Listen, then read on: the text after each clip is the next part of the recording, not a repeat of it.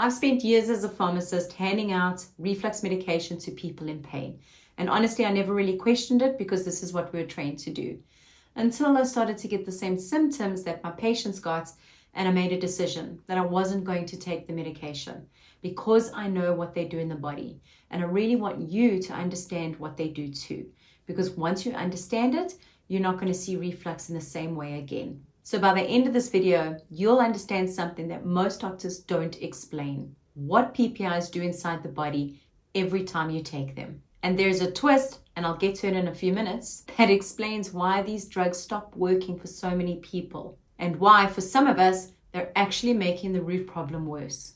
So here's the context you need. I'm a pharmacist and I understand what the PPIs do inside the body. When people came to me at the pharmacy and they were complaining of heartburn and reflux, they felt the acid at the back of their throat, I would give them a PPI, something like omeprazole, pantoprazole, lansoprazole, esomeprazole, and I would tell them to take it on an empty stomach for about 2 weeks. That was the standard advice. It was for short-term use. And when done like that, PPIs can help. But the goal was usually to help with gastritis and to heal stomach ulcers. But then I started noticing something else. People were staying on these drugs for years, 5 years, 10 years, 15 years. And they were really scared to come off of them. And a lot of people were still struggling even while they were taking them every day. They still had symptoms. They still had the occasional heartburn. They couldn't digest their food. They were still dealing with bloating and constipation. And then my own symptoms started happening and I had a choice to make. Do I take the same drugs I've been handing out for years? The ones I knew were just covering up the problem and weren't going to fix me. So I did the one thing that most patients are told is not possible. I fixed my gut issues with the exact opposite approach to the usual medical advice. Now, if you're looking for a quick fix or an antacid recommendation, this video isn't for you. But if you're exhausted and you're ready to understand why this safe pill you've been taking is actually keeping you stuck, today I'm giving you a blueprint to help you heal. So let's start with the one thing that almost everyone, including your doctor, gets wrong about reflux. Reflux is not caused by having too much stomach acid. It happens when acid moves into the wrong place. There is a valve between your stomach and your esophagus, and it's called the lower esophageal sphincter. We call it the LES for short. Its job is really simple. It opens up to let food into your stomach, and then it closes again, tight. When your LES valve is working well, acid stays in your stomach where it should be. Your stomach lining is built to handle acid. But when the LES valve stays open for too long, acid actually splashes back up into the esophagus. And even small amounts can irritate the esophagus and the throat. Those tissues are not built for acid. So the real question is not, how do I reduce stomach acid? The real question is, why isn't the LES valve closing properly? And yes, there are ways to improve the valve, and I'll come back to that later. But first, I want to show you what really happens inside your body when you take a PPI pill, because this is where things get interesting. In your stomach lining, you have special cells called parietal cells. Think of them as little tiny acid factories. Their job is to make stomach acid, which we also call hydrochloric acid. And they do this by creating little proton pumps. And these little pumps move hydrogen into the stomach to create hydrochloric acid. So PPIs like omeprazole, pantoprazole, lansoprazole work by shutting down these pumps. Not slowing them down, shutting them down. And the effect can last for days. So your body has to produce new pumps before your acid production returns. So in the short term, your acid levels drop and your symptoms improve. So it seems like the medication is working. But then something else happens. When your acid levels drop so low, your body senses that something's wrong because you genuinely do need stomach acid. That's how you digest your food. So your body reacts, and what it does is it secretes a hormone called gastrin. And gastrin will try and force your stomach to produce more acid. But the PPI medication is blocking the pumps, so there's no acid. But your body keeps sending more and more gastrin even while you're on the medication. And when you suddenly stop the PPI and the block is gone, all that extra gastrin now overstimulates the stomach, causing a really big acid rebound effect.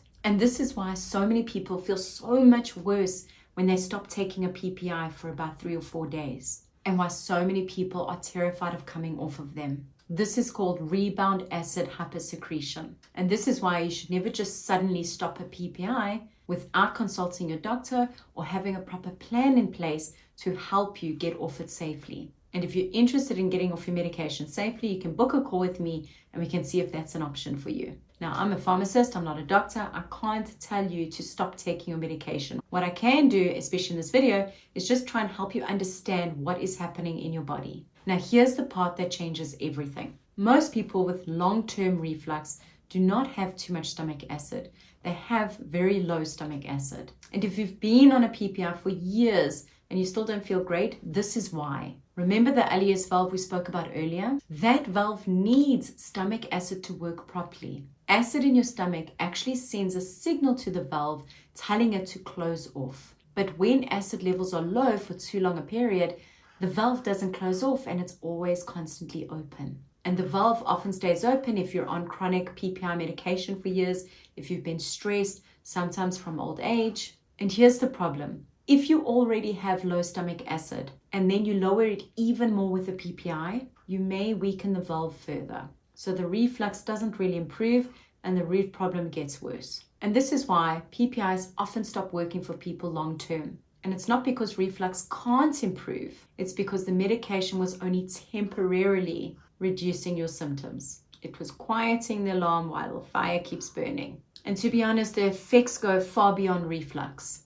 Stomach acid is crucial. It helps you absorb all the nutrients you need from food. It helps you absorb nutrients like vitamin B12, magnesium, and calcium. Over time, low stomach acid can lead to vitamin B12 deficiency. And this will show up in your life as brain fog, fatigue, poor focus, and nerve symptoms. And this matters even more if you're under chronic stress and you're pushing really hard every day. Stomach acid also helps you absorb magnesium, which is absolutely crucial to manage stress, help you sleep, muscle function, and nervous system regulation. And calcium matters for strong bones. All of these minerals depend on having healthy levels of stomach acid. But stomach acid does something else too. It helps you protect yourself from harmful bacteria.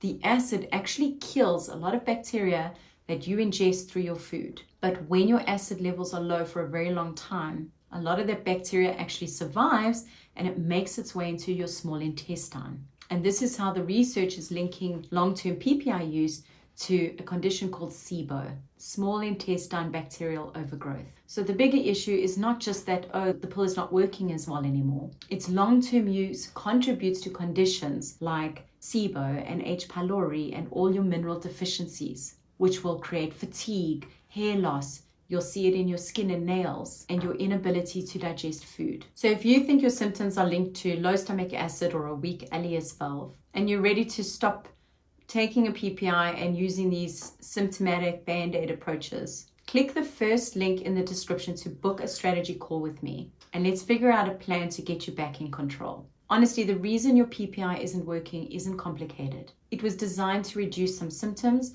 It was not going to fix the root cause. And your body always wants to get back into balance and it's pushing back. If low stomach acid is part of the problem, lowering it further with these drugs is not the solution, and it will move you even further away from your recovery. Now, there are certain cases where a PPI is absolutely crucial. If you are not finding a way to naturally deal with this burning throat and heartburn, you can cause severe damage to the tissue in your throat and cause something called Barrett's esophagus. So absolutely do not just stop taking your PPI without a proper plan in place to help you heal your gut. Now, if you're wondering, well, if low stomach acid is the problem, then let me just increase my stomach acid levels, taking something like hydrochloric acid with pepsin pills or drinking vinegar water. It's a fair statement, but it's not always the solution, and sometimes it can make it worse. You have to take into consideration your throat lining, your tissue in your gut, and you need to be assessed properly for things like gastritis or ulcers. And this is the kind of work I do with my clients. We assess what's really going on. Then we work on restoring stomach acid levels safely, improving ileus function, and reducing the reliance on PPIs safely and gradually. In my next video, I'll explain how to support healthy stomach acid levels.